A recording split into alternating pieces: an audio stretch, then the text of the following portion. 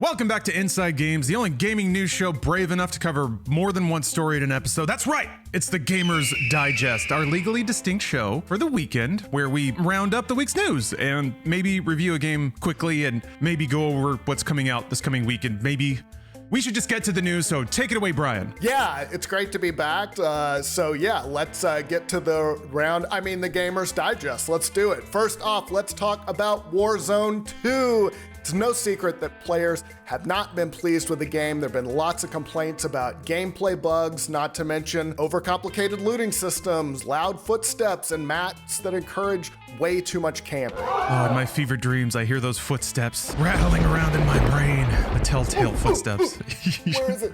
Well, it looks like players have been voting with their feet because after 2 months, Warzone 2's player base has collapsed. Yeah, this comes from Charlie Intel, who noted in a tweet that the game's player count dropped over the holiday break, quote, at a higher rate than expected. And if it's dropping over the holiday break, that feels like prime time when everybody's at home and like gaming, so not a great sign. It's pretty bad. According to Steam charts, the game peaked at more than 488,000 players in November. In the last 30 days, that plummeted to a peak of 247,000. That means almost half the players are gone. Ooh, yeah, if my junior high math is correct, that's bad. One more stat, it averaged more than 223,000 players in November. Last 30 days, 129,000. So yeah,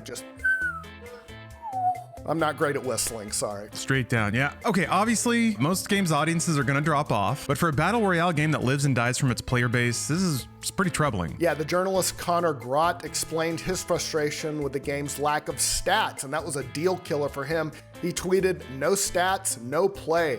Wasting my time playing something that doesn't count. Same reason preseason football sucks. Ow." So I guess he just doesn't want to play for the glory of Warzone 2. He needs the stats. Man, this is a sports movie in the making. Somebody who's too over the moon about stats and performance, and they just have to go to some like dingy basement somewhere and play Warzone with people from the street and remember what the game's all about. Back in my day, we just played football, not for the stats, but for the lifelong injuries. But these kids today. Broken ribs and concussions.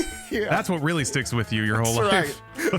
When my knee hurts when it starts raining. Yeah. Stadia may be dead, but its controller lives on. This is some good news. So Google officially shut down Stadia this week, but its controller's heart will continue to live. They pulled the plug on Stadia January 18th, if you noticed, and you probably didn't because nobody played Stadia. And they did the right thing. They refunded everybody's game purchases, and there were a lot of fan requests to open up the Stadia controller so that people could use it as a generic Bluetooth device. On the official Stadia forums, the community manager wrote, quote, "Next week, we'll be releasing a self-serve tool to enable Bluetooth connections on your Stadia controller. We'll share details next week on how to enable this feature." Yeah, and that was good news because otherwise it would have just been unusable. It would have been e-waste because the controller connected directly to the internet rather than a console. Yep, would have gone right next to all the Guitar Hero controllers and Wii Balance boards and every Goodwill across the nation until it eventually ended up as microplastics in our bloodstream. My Wii Balance board was just a very expensive scale. Yeah, I could measure leading. Jeez. So it's a cool move. We got to celebrate this. While Stadia was definitely a flop and people were, kind of rooting for it to fail in a way, lots of people really did like the controller. So it's a great thing that Google's not only cashing everybody out, but making sure that the players who like it can continue to use it. Next up, Ubisoft employees going on strike. Some employees at Ubisoft could be striking very soon in protest of the company's CEO. The Solidaires Informatique Union has called for a strike at Ubisoft Paris on January 27th, and that's in response to statements by CEO Yves Guillemot. Yeah, so we need a little background here. It's no secret Ubisoft going through tough times. Skull and Bones got delayed again.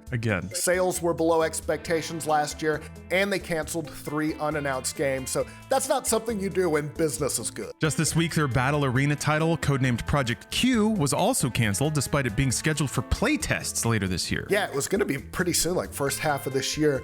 Guillemot said recently they're looking to cut $215 million in expenses over the next 2 years. That's a lot. He said the cuts will come through targeted restructuring, divesting some non-core assets, and usual natural attrition. That just means people leaving and they don't fill the position. Yeah, exactly. In an email to employees, Guillemot said that that he needed their, quote, full energy and commitment to ensure we can get back on the path to success, adding, quote, I am also asking that each of you be especially careful and strategic with your spending and initiatives to ensure we're being as efficient and lean as possible. Yeah, and the union did not like those words. They accused him of trying to, quote, shift the blame once again onto employees. In their strike call, they wrote, quote, these words mean something. Overtime, managerial pressure, burnout, etc. Mr. Guimau asks a lot from his employees, but without any compensation. Yeah, and for context, this is France, and unions are a lot stronger there than like in the US, for example, so they have no problem telling the CEO to get bent.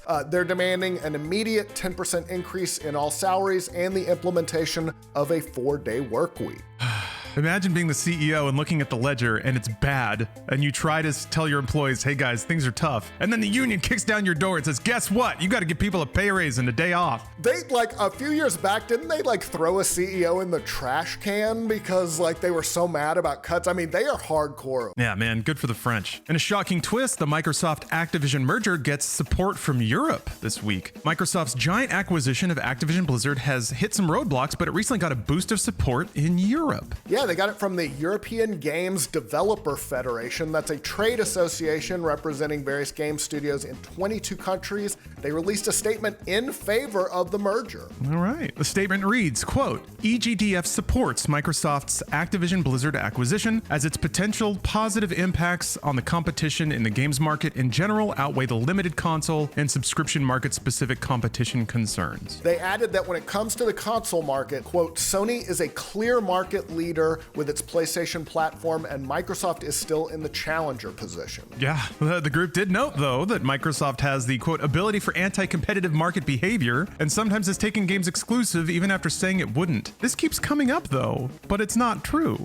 Anyway. Yeah. Nevertheless, they did say that the acquisition would enable Microsoft to challenge Tencent as the world's leading game developer and publisher, so maybe a little Tencent fear in the background. Man, need a monster to fight a monster? Yeah, maybe. The acquisition has run into trouble, though, as we've said, with US regulators suing to block it, and the EU has raised objections as well. Yeah, they're not out of the woods by any means. And there's like a class action suit in the US from the gamers also to stop it, so that's fun. The gamers. Why would they want to stop it? Well, whatever. Is Nintendo getting ready for its next-gen console? There's been a ton written about what console will follow the Switch, because the Switch has obviously been super successful, but its technology, it's dated, and it was dated when it was released 6 years ago, so it's really dated. Yeah, we're all waiting for it, and luckily a new quote from the president of Nintendo seems to indicate that the wheels are starting to turn on a next-gen console.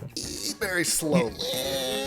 In a new Nikkei article, President Shintaro Furukawa was asked at a press conference about their next-gen console. According to a translation, he said that behind the scenes, negotiations with suppliers on a production system are beginning. Yeah, so that's all we know at this point. Not huge, but they're starting. They're starting that process. We do know that Nintendo is really sweating, though, over whatever will come after the Switch.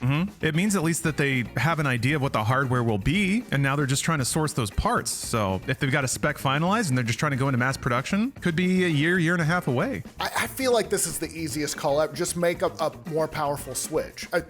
People like the platform. They hit it out of the park. I think don't fix what ain't broke. Yeah, but what about Iwata's crazy blue ocean strategy? They got to come up with some like multi-tentacled controller that you wrap around your body. The next one will be made out of like styrofoam or something. It's just a box full of styrofoam peanuts. That's it. It costs $300. Oh, I got Nintendo, you done it again. Yeah, Furukawa himself has said that the transition to a new hardware platform is a major concern for the company because, yeah, Nintendo's fumbled the generational transition bag before from like the Wii to the Wii U, such like that, so. Yeah, it's like Star Trek movies, like every other one is good. All right, it's time for an extremely fast review.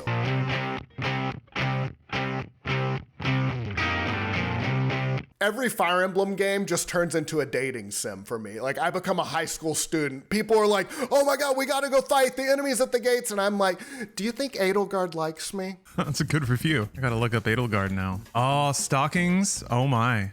Stockings and boots. Damn.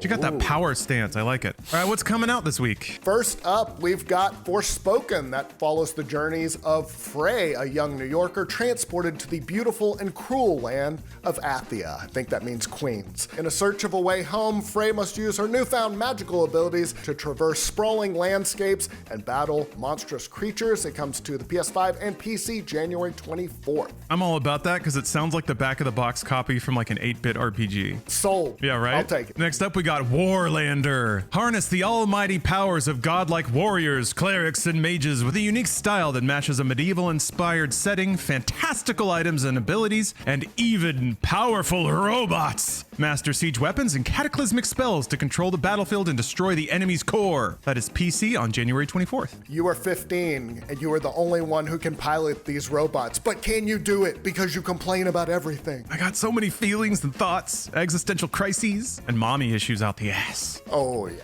Oddballers is a hilariously charming and totally bonkers multiplayer party game where each round is a new absurd type of dodgeball. Ooh, I'm having 5th grade flashbacks. Dodge, block, and grab whatever you can throw at the face of your frenemies and use the environment to crush opponents with electrical fences, explosive gas tanks, or tennis ball launchers. Comes to PS4, Xbox One, Switch, and PC January 26th. Next up, we've got Shoulders of Giants. Simultaneously control a sword-wielding robot and a gunslinging space frog in Shoulders of Giants, an explosively colorful sci-fi roguelike. Play alone, with a friend, or as part of a 4-person team cutting through waves of enemies on a quest to rescue the galaxy. This hits Xbox Series S and X and Xbox One on January 26th. And last but not least, Dead Space. It's the remake. It's back! It's back! We're all young again. Whee! It's the remake of the 2008 game, of course, that brings improved visual fidelity, suspenseful atmospheric audio, and improvements to gameplay.